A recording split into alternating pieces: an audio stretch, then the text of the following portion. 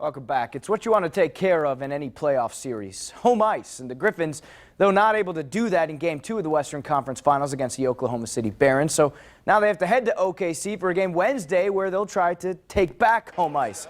Last night, though, things did start off well for Griffins and the fans. Thomas Tatar right here going to get his 9th goal of the playoffs, and this pretty crisp. That's about as good as it gets for Tatar. 1-0 Griffins lead, but the OK City Barons would come screeching back with CJ Stretch on the power play, ties it at 1, and then they'd add 3 more to win this one 4-2 the final and tie the series at 1 before they go back for Game 3 on Wednesday. We saw them play their best yet this series.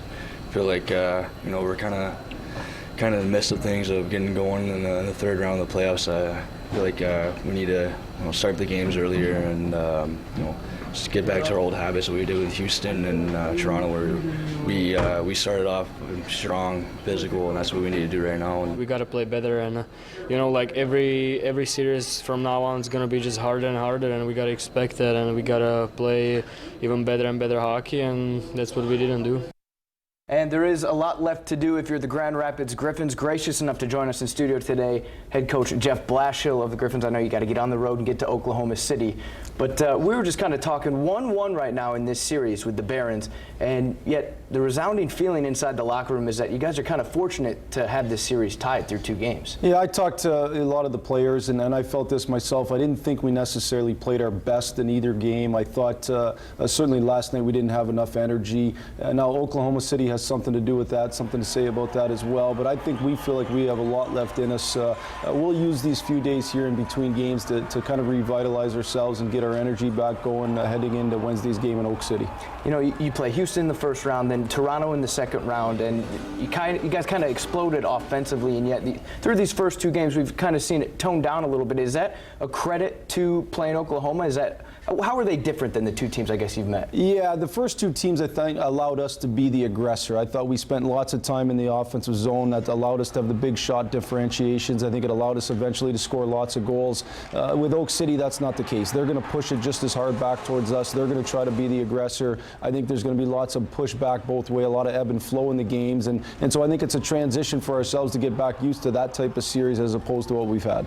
Now, home ice is built as this huge advantage in the postseason, and finally you guys get home ice here in the third round, but you give a game away last night. Is it really that much of an advantage? Well, I mean, you want to use it to the best of your ability, but I don't think going into Oak City, I don't feel like we don't have ability to win those games. I think we have the ability to win those games. We've been a real good road team all season long, although we didn't have great success in Oak City. We've been a good road team, and so I feel like we can go in there and win games, and we'll try to do our best to do that. I know after Game 1, you kind of told me that it's this feeling out process of getting to know who you're playing, because the Oklahoma City is a different team than you met in the regular season. Do you feel like after 2 games you felt them out good enough and you know who they are? Yeah, I think so, and I think the animosity started to build, and that's always a big part of series, and that's what makes it fun. But I thought the animosity started to build last night. I think the line matchups, they were the same as the first night, so now the lines know who they're going against, and you really start to feel we're past that feeling out process now. I think Wednesday's game is going to be quite a barn burner. Now, these are 2 teams that are pretty close to each other, size-wise, speed-wise, physicality, and shot-wise. I think you guys had the most shots in the postseason. They had 3rd most shots in the postseason. Good thing for Peter Mrazek. He kind of joked after Game 1 that he wants to face more shots. Is that something that you want him to face? Well, playing incredible. We'd like to not have him face more shots, but the reality as a goaltender, sometimes it's easier when you face more shots. You stay in the groove. It's a real challenging thing when you don't see shots for a long period of time. So I think Peter's comfortable in this type of setting. What we got to do is make sure we limit those shots to not be great chances, to limit the scoring chances the best we can. It won't be easy at all. We are very similar teams, but hopefully we can do that, especially come Wednesday night. I know he kind of caught a bad break with the one bouncing over his back last night. But yeah, I thought they earned the break, though. I thought they had better chances than we did, and it was a bit of a break, but I thought they earned it.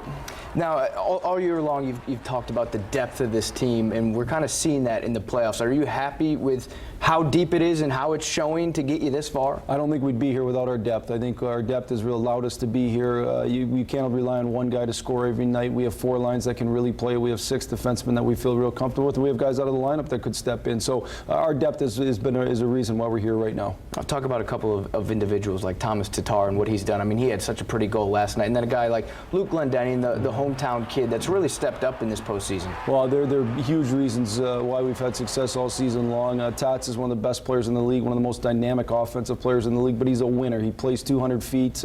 He plays what I call winning hockey. And Luke Glendenning has really proven to be an outstanding American League hockey player. I think he's got a continued bright future ahead of him. He does all the little things it takes to win hockey games, and his line most nights has been our best line, and lots to do with him. So you go back for 3, 4, and 5 in Oklahoma City. What's bottom line for you traveling on the road now? Well, we got to go get wins, and so we're going to get in there tomorrow and get rested up and practice Tuesday and prepare to try to win the game Wednesday. And we got to get as many wins. You want to get to 4 as fast as you can, and that starts Wednesday night. So we'd like to get in there and get that one Wednesday. Many of us will be enjoying the Wings and Hawks game 6 tomorrow night on Memorial Day. You'll be on a flight to Oklahoma City. Coach, thanks for coming in here and best of luck. Thanks for having me in, Casey.